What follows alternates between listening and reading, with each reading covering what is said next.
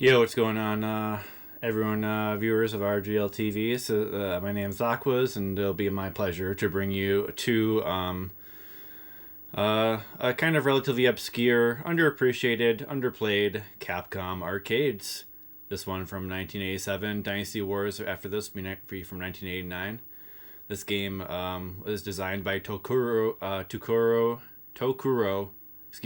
Fujiwara, who is known for creating the Ghosts and Goblins series. This game is one of the games that he designed, among some other Capcom arcades in that era, after Ghosts and Goblins, the original, and before Ghouls and Ghosts.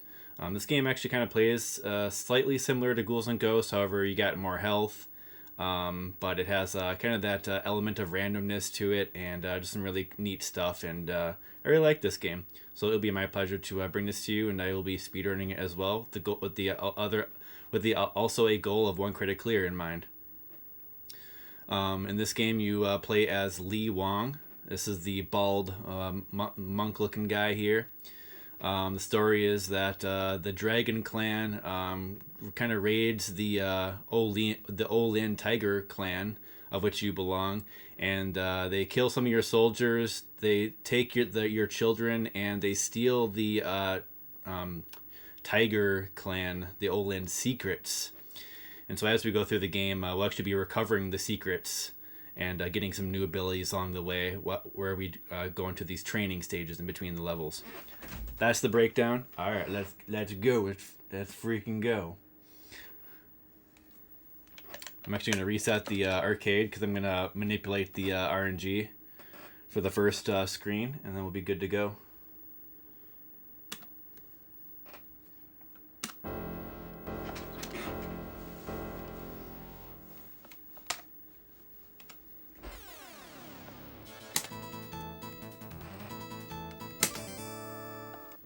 Not sure if that did it or not, but it doesn't really matter too much. It's just like the positioning of these guys here. After that, the RNG just goes wild.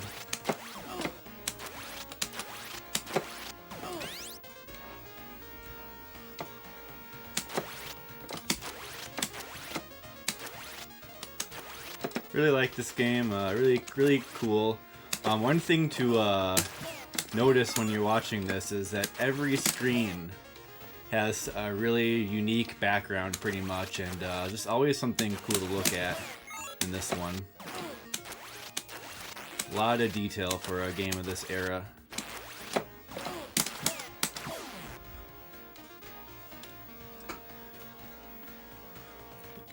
This is Blanca's father.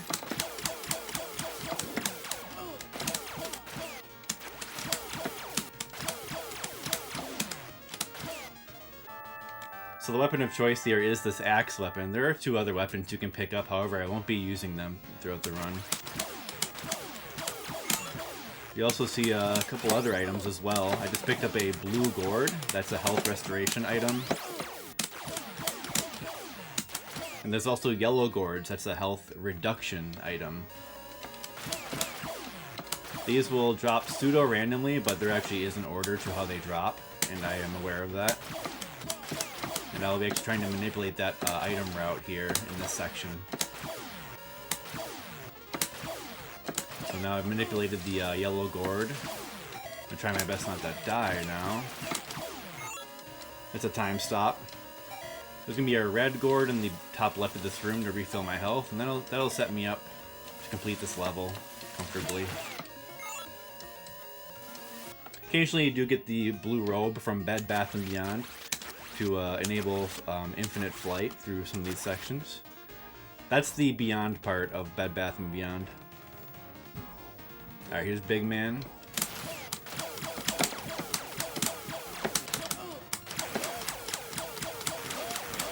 A very good fight. Now, since Li Wang is a really dignified fighter, when he defeats his enemies, he doesn't want to kill people. He actually pays his respects before he goes to the next stage. So part of the speed there was actually getting in the position to pay respects immediately.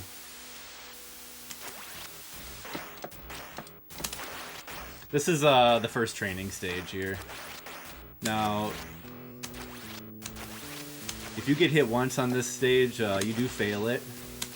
It's very important you succeed at these because you get pretty much, you need to get these power-ups that you get from them. So this power-up here was a max health upgrade. Speaking of the crazy reach of the weapon, there is a weapon upgrade. It's the POW item. Oops, almost fell in the pit there. And you'll need to grab that once to get that upgrade. Very good and important upgrade to have. And the game does offer it in multiple sections for you to recover in case you die. When you die, you will lose the POW upgrade.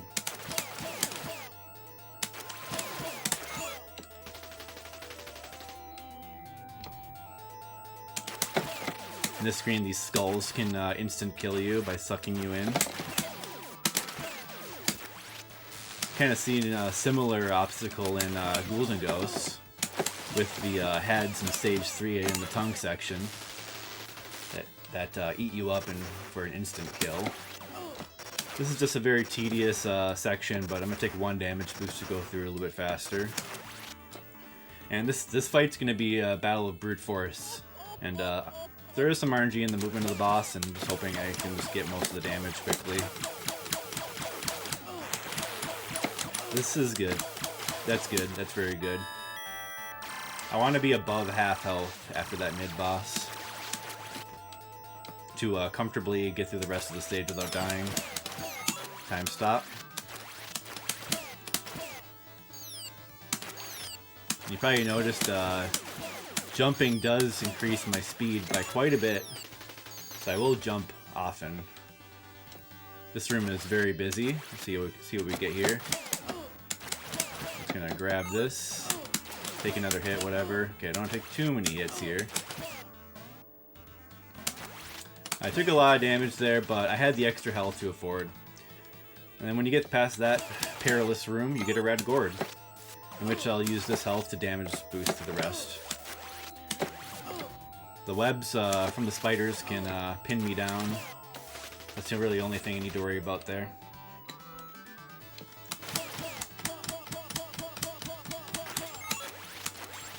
Alright, we come to this boss here. This is a boss that, when it touches you, it instant kills you. That's all it does, is an instant kill attack. It will spawn in random spots, and I will react and just get an instant hit right away.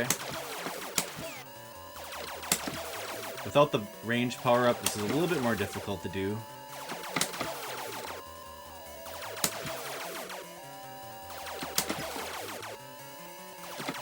There we go, and pay her my respects.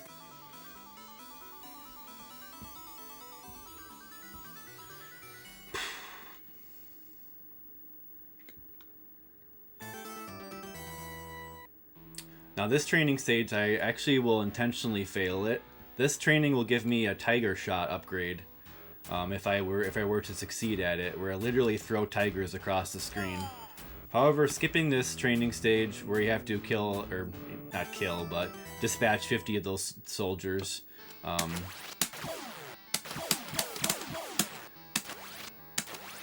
on, it's very important I don't take damage here. Yeah, dispatching 50 of those soldiers takes a hot minute, so I'll save about a minute skipping that, and I'll still get the necessary upgrades to smoothly complete the game. The next is the tiger upgrade, tiger shot, which you'll only be able to use when your health is in the green. See the green part of the health bar up there? And then the upgrade after that is essentially a double damage upgrade. After that, it actually, the next upgrade increases your green health. But we don't need that one for this speedrun. Here's the kite room, very set piece moment of the run. These crazy kite enemies, kite men enemies, very, very comical. Nice. And this mid-boss is a bit of a doozy as well. He's cool.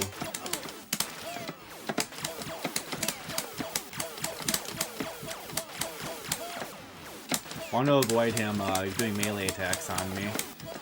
That does the most damage. I took out his bird. Sorry man, I killed your bird.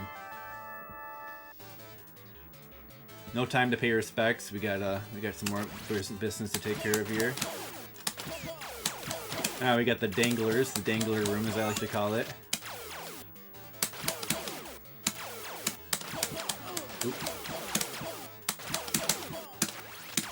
Alright, this room is a nice one. A few different things can happen. Ooh. In terms of how these enemies spawn in. But that movement I do there takes care of almost anything that can happen. Blue gourd. Pick that up. In good shape here. Probably just deboost through now. Nice. Plenty of health for the boss. This boss I want to lure to the bottom. He's gonna be throwing daggers at me and such. The boss at the bottom I can get hits the fastest. Like this.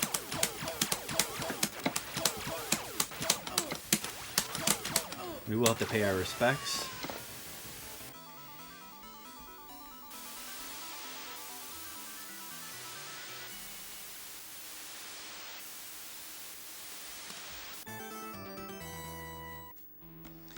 Alright, third training place. This one's a little trickier. I'm pretty confident in it. Pretty important I do succeed in this one.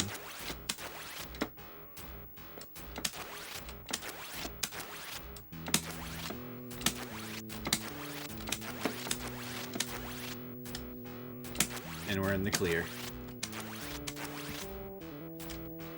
This is the one that is the easiest to fail, I would say.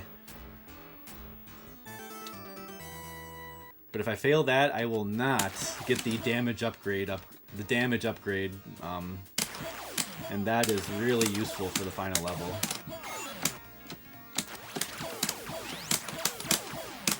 So now we have the tiger shot. Literal tiger being shot out of my axe. Very cool.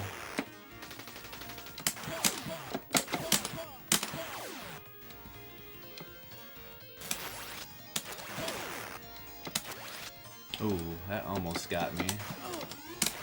Okay, I gotta wait down here. A blue gourd fell on me. I'm not a fan of these spawns, but I'm making it. Had to delay a little bit there. The Karnovs were troublesome. There's a secret switch in the wall there to the top left. I just hit it. This brings you to a treasure room. This serves as a shortcut, a time saver. You can pick any weapon you want. You can get score here. You can get anything you want here. I'm going to destroy all the statues, and that will allow me to exit this treasure room as soon as possible. And there'll be another secret treasure room in this level as well. Time stop. Invincibility.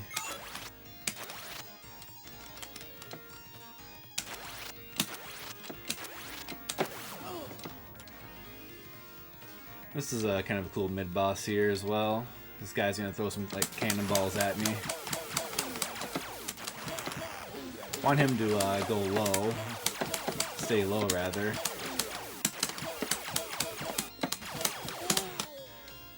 Ooh!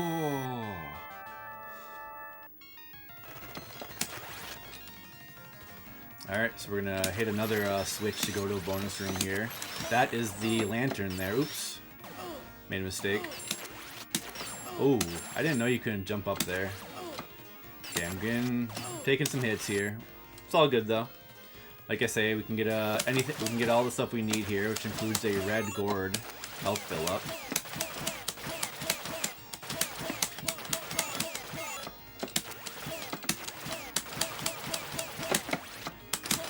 And there it is. Now the two other weapons is like a kind of a spear, which you can attack slightly faster with, and the other one is like a foaming flail. The axe though is just the utilization of the axe is too good. The way it wraps around the character. Oops, I hit the pause button there. I'm playing on the Mr. FPGA. That was the pause screen. Oops.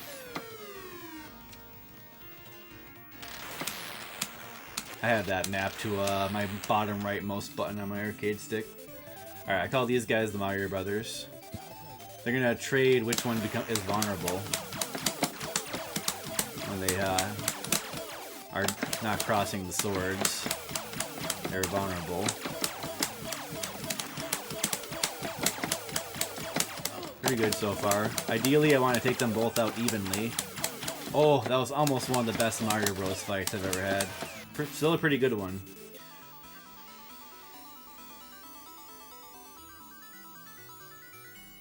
And then this brings us to the final training level,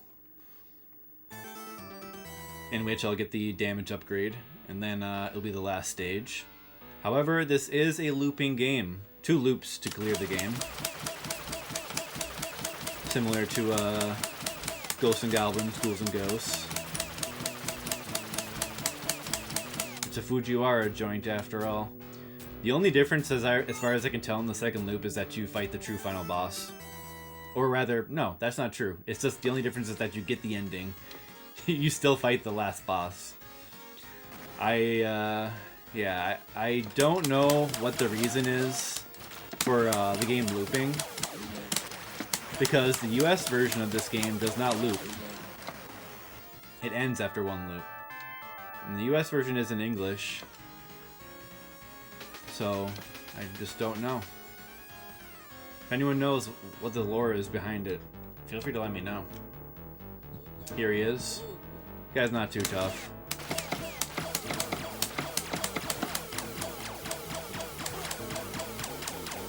Yeah, he didn't do much there. That's loop 1. 14:33 is pretty good. 14 minutes flat is my PB pace for loop 1. Around there. So, I'll just go through again and hope things work out just as well as they did the first time. Pretty damn good first loop. 4 lives in stock. Good time. I played pretty well, I thought. He has a few different moves. He only used his kick move there. Yeah, so I don't have the upgrade now. They do take your upgrades away. Starting a loop here. Oh, okay, nice. I'm glad I didn't take another boost there. Yeah, 1 singular G, thank you.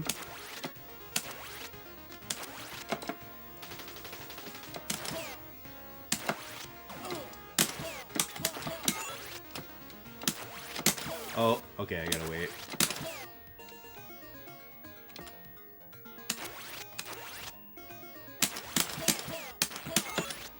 Take some boosts. The longer you wait here, the worse it is for you. Oop. I took a little more damage than usual there.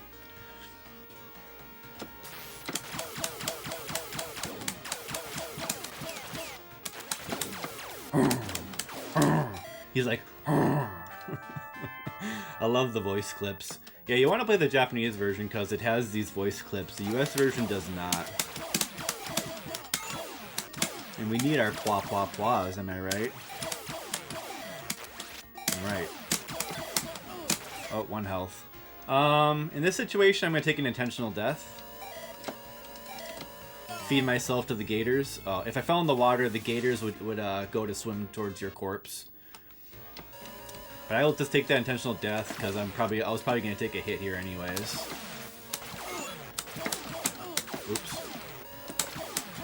There is a backup POW here. I almost forgot to get it. Oops, kind of taking a little too much damage. Stop that.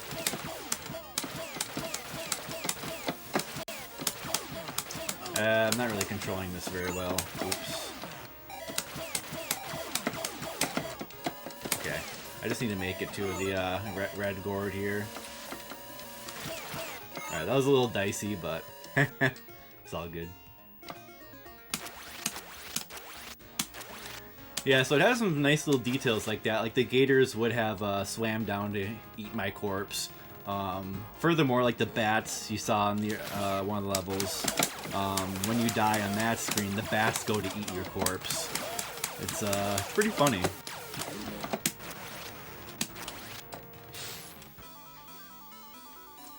You don't see too many games, too many like platform games in particular with details like that.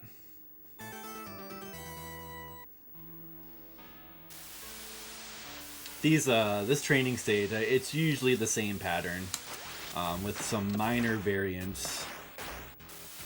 So I'm pretty confident in doing these training stages. Commentator's Curse. Watch out for that, though.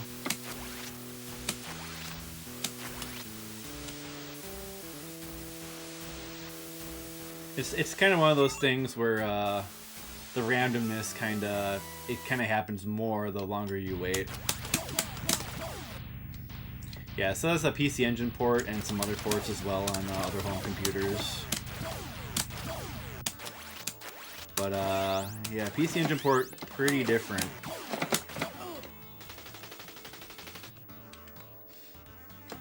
The running theory is that the yellow gourd for why it reduces your health is full of urine. So do watch out. You don't want to drink that.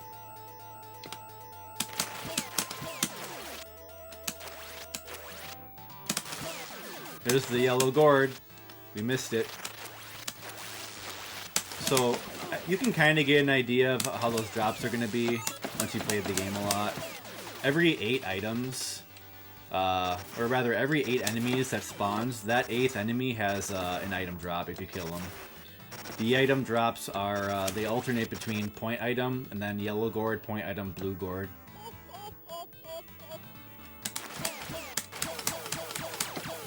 This was the 8th most popular arcade game, or revenue-gaining arcade game in Japan when it was released in the latter half of 1987. Dynasty Wars takes second in that department for 1989. Seeing that right after this.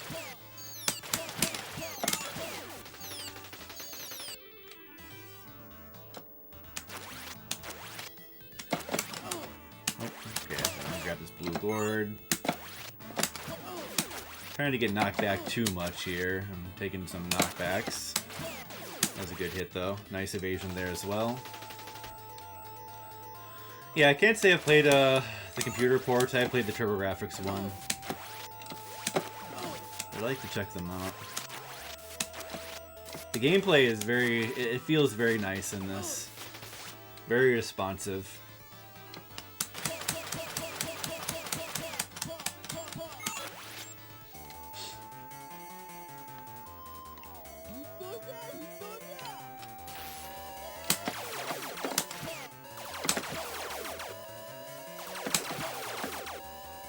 Yeah, I really enjoy this game. I kind of gotten into discovering this one early of the previous year, about a year ago. Maybe less, maybe a little. I think about maybe a little bit less. Turned out to be about a 2 to 3 month speedrunning project, and I got to a point that I'm currently satisfied with.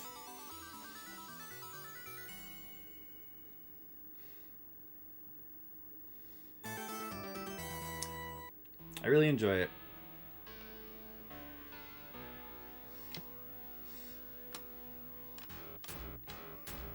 I mean, look at him. Like, this monk guy, he needs the love, everyone. He needs the love. Li Wang is his name. Ooh, I got speared. That's what I don't want to happen there. I try to walk towards that guy to predict, to kind of react to the spear, if he does it or not, but that was like perfect spearing. Because you want to have as much health here as possible to go into the mid-boss, the bird mid-boss coming up after this. Put on our blue robe. My blue robe and lack of hat. I've got this robe from Bed Bath & Beyond. The Beyond part is why I can fly with it. I already made that joke, but it's a second loop, so I get to make it again. The jokes. Second loop means double the jokes, the same jokes. It's like watching a rerun, except the RNG will make it slightly different. Yeah, I love that robe. Your master gives it to you for those sections. Okay, so there's some RNG in this fight. That spinning move is invincible. You don't want him to use that. You want to do that move instead. He's vulnerable. Alright, that was a nice fight. Right by the door, too. Like I say, a lot of RNG in this game. RNG of the boss movement and these enemies here. And some of it seemed global timer based, but I hadn't completely really worked it down. Ooh, nice blue gourd grab. Blue gourd on the fly.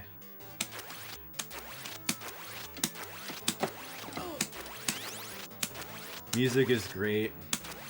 The sound effects, the voice clips, it's just a solid title. I mean, look at the background here. Look at the freaking background. Looks like a Todd boss painting.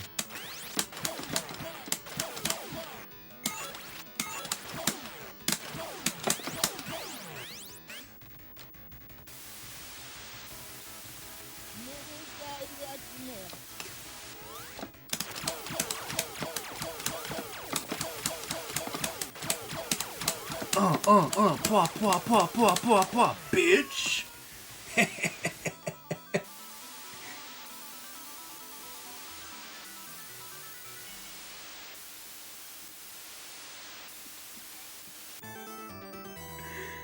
Alright, our third training.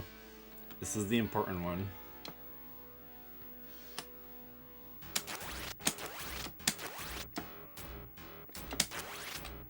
He's got that unique crouching sprite here, so charming with the leg.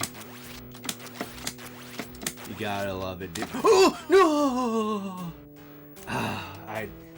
That jump, I shouldn't have done that one. Alright, so failing that is okay, but it does make the last stage a little bit trickier. I don't need the tiger shot for this stage. It doesn't help too much, so it's just a little bit harder to finish the game.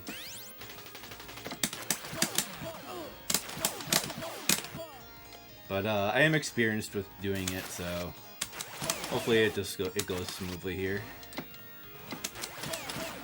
Ooh boy, car knobs on the hunt. Get out of there. Alright, we're out of there.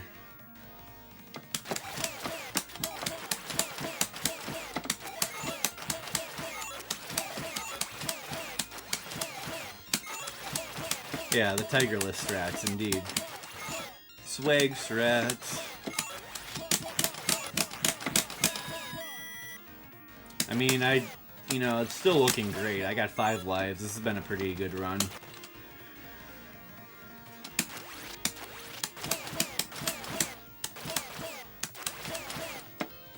I don't usually miss that time stop, but I don't need it. I don't need it. The invincibility is just fine there, so get past that one snake and move on.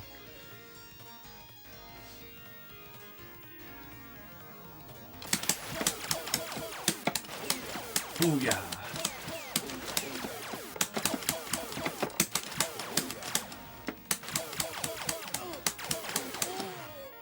Ooh.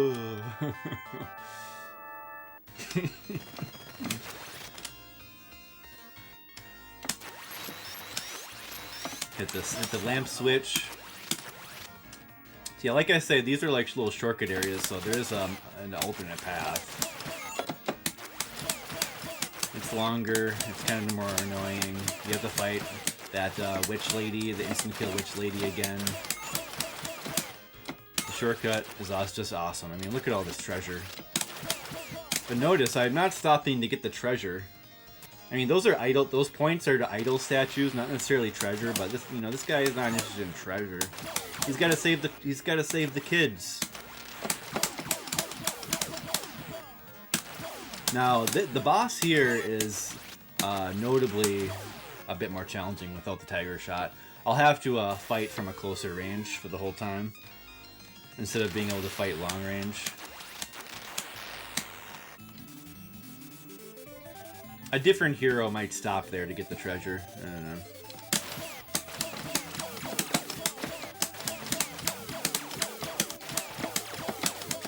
Oh, they're bouncing around. Doing the Mario Brothers thing. You can't hit the bottom one unless you're really far away or really close when he's vulnerable. So I kind of got to get in that nice positioning.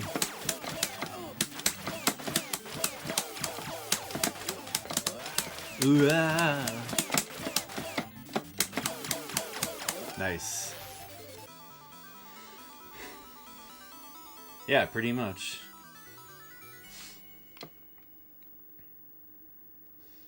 Dude, look at the flag in the background. It's like a flag statue. So once again, like I say, this is only going to get me the tiger upgrade here since I failed one of the training stages. So I'll have to earn this these next two boss fights a bit more.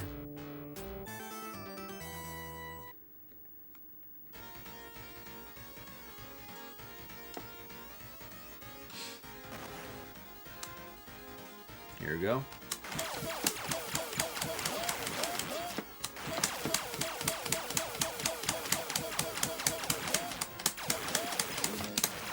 Alright, let's change places here. Don't want to get hit again. That move instant kills. I call that the pancake of death. Hitbox on that belly flop is gigantic, by the way. And can also hit you out of the air, or rather crush you from the air as well. Alright, so here we are, our last boss. Looks like I have enough health to take him out.